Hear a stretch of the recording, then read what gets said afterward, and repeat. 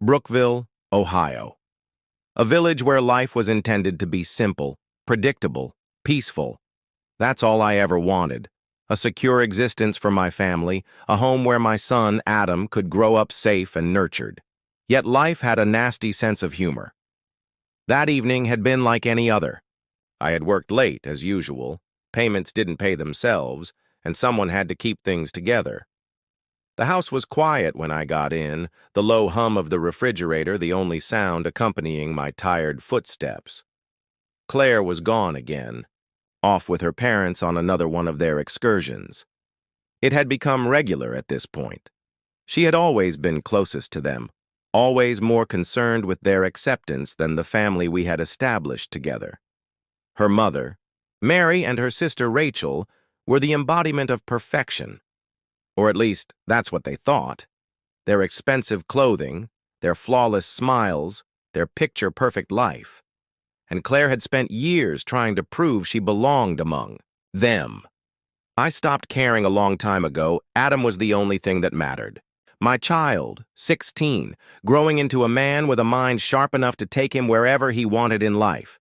He had goals, big ones, and I had promised myself that I'd do everything I could to help him reach them. He was more than just my son. He was my greatest friend, my purpose for moving forward, even when everything else felt like it was coming apart. That night, he was supposed to be home by now. Soccer practice generally ended at 7, and he was never late. But as the minutes stretched into an hour, discomfort seeped into my chest. I glanced at my phone, pondering calling him, but hesitated. He was accountable. Maybe he had stopped somewhere. Maybe he was with a friend. Still, something didn't feel right. I had never been the kind of father to hover, but this was different. There was a heaviness in my gut, an unshakable feeling that something was wrong. I tried to ignore it, tried to brush it off as just fatigue. But the silence of the home made it impossible, the kind of silence that pounds against your ribcage, making it hard to breathe. Then the phone rang.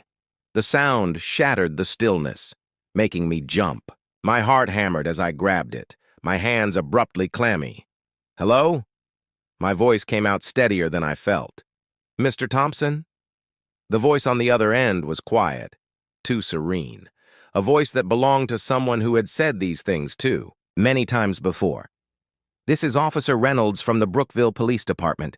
Your son Adam has been in an accident. He's at Mercy General. You should come immediately." I froze. The words didn't make sense. What? I gasped. "No, there must be a mistake. My son was just at practice. I'm so sorry, sir." His voice remained level, practiced. "He got hit by a car while walking home. He's in critical condition." The room tilted.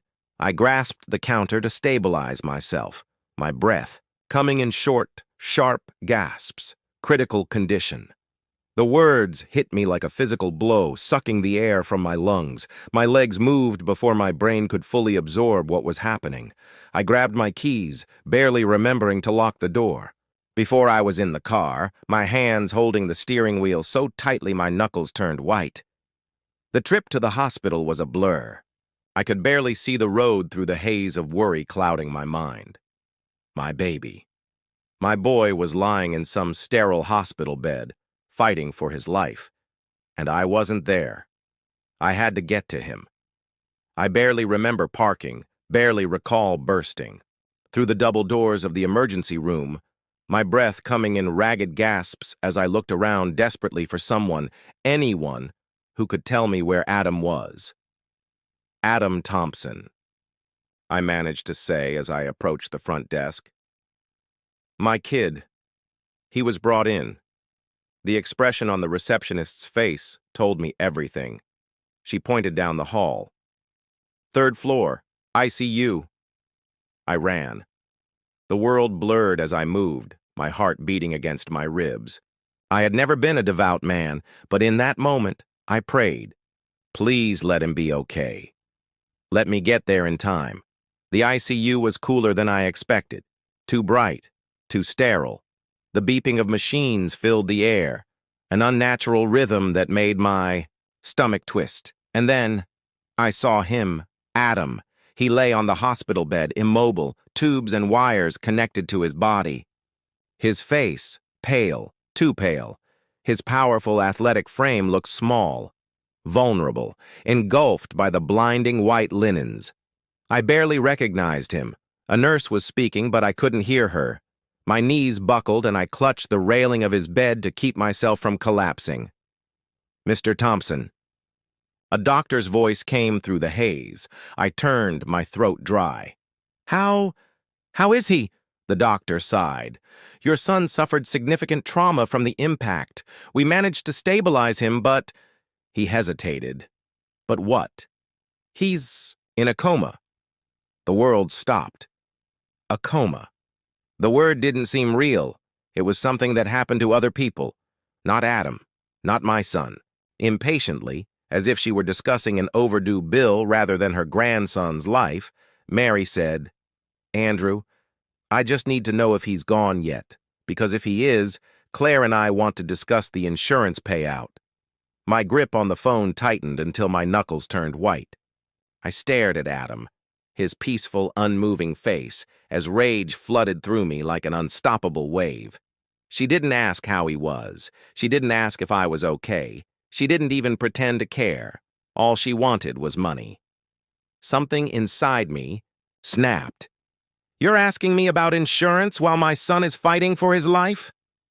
My voice was deadly quiet, but the fury in it was unmistakable. "Well, Andrew, it's not like you have the resources to manage all this on your own. Claire is willing to help you navigate everything if there's a payout." I clenched my jaw so hard it hurt. "That's real generous of her," I spat. "Funny, considering she hasn't even called to check on him or shown up or given a damn." Mary sighed again, as if my anger was an inconvenience to her. "Andrew, you're being emotional. This is simply realistic. I presume you have life insurance on him, correct?" I could barely see straight. My entire body trembled with barely restrained wrath, my free hand curling into a fist. I took a deep breath, forcing myself to keep calm. "Mary," I murmured, my voice oddly smooth. "If you ever call me again about money while my son is in a hospital bed, I promise to God I will make sure you never see a dollar. Not now, not ever." Silence. Then a sharp, clipped response. "You don't have to be rude, Andrew." I hung up. I didn't want to hear another word from her. I gazed at my phone, my chest heaving, my entire body tight with fury. My hands shook as I laid it down, trying to understand what had just transpired. I had always known Claire's family was selfish, but this was beyond anything I could have imagined. They saw Adam as nothing more than a number, a dollar amount. I glanced at my son, his face peaceful, ignorant of the sick truth about the people who were supposed to love him. I swallowed hard, my throat burning with suppressed wrath. "It's just you and me, kid," I muttered. Just us. I wasn't waiting for them anymore. I wasn't hoping for anything from Claire. I had spent years enabling her and her family to make me feel like I wasn't enough, like Adam and I were merely footnotes in their neatly groomed lives. No more. A knock on the door pulled me from my thoughts. I turned to see Mike standing there again, carrying 2 cups of coffee. "Thought you might need this," he said, stepping inside. I let out a breath, my shoulders sagging slightly. "You have no idea." He handed me the cup, then leaned against the wall, watching me. "You look like you just fought a war." I let out a humorless chuckle. I suppose I did. His expression darkened. "Claire?" "Worse," I mumbled. "Her mother." Mike whistled low. "Damn." "What did she say?" I hesitated, then groaned. "She asked whether Adam was dead yet." Mike froze. His grasp on his cup tightened, his jaw clenched so hard I feared he could break a tooth. "She what?" I nodded. "Yeah. Wanted to know about insurance. Set his coffee down so hard that some of it sloshed over the side. That woman is a monster. Okay, I said, exhaling. And I'm done. Mike observed me for a long minute, then nodded. Good. It's about time. We lapsed into silence, both sipping our coffee. The harshness of it grounded me. After a moment, Mike cleared his throat. So, what's next? I stared at Adam, his chest rising and falling in the same slow, steady rhythm. I wait, I said quietly. I stay here. And when he wakes up, because he will wake up, we move on, without them. Mike nodded. I like that plan. I did too. I had spent too long clinging to those who didn't care. But now, suddenly, I was choosing differently. For me, for Adam, for our future. One that didn't contain Claire, Mary, or anyone who had abandoned us. I reached for Adam's hand again, clutching it tightly. We're going to be okay, buddy, I whispered. I promise. And for the first time in a long time, I genuinely believed it.